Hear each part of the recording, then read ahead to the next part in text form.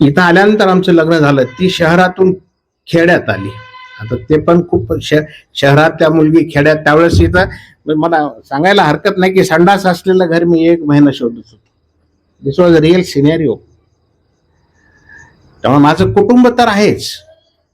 आता गौरव आहे, तेजस्विनी आहे, भक्ती आहे, आमचे जावाई आहेत या ठिकाणी.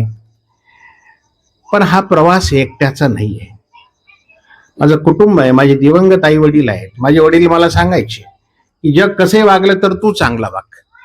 आजही मला लक्षात आहे. माझी आई भाजीपाला विकायची त्या माझ्या लहानपणी, आणि त्याची मला पुस्तकं आणून द्यायची. पुढे विद्यानिकेतनला गेलो आणि मला जे माधवनं सांगितलं ते असे गुरु लाभले की त्यांनी अगदी आम्हाला चांगलं, अगदी म्हणजे सर्वांगीण विकासासाठी ते गुरु लाभले. पुढे मी मुखेडला आल्यानंतर मग आम्ही चळवळी सुरू केल्या. डॉक्टर हिमगिरे, मी आणि हे दोघ जण, आज सीतानगरे साहेब आणि कोडगिरे साहेब नाहीत, आम्ही वैद्यकीय संस्था स्थापन केली आणि आज त्याही संस्थेला 32-33 वर्ष झालेत. पण आज हा माझा सन्मान करण्यासाठी doctor Ashok Pawar, doctor Ramrao Kailas, doctor Vyankatrao गेल्या 1 महिन्यापासून अहोरात्र प्रयत्न करत आहेत.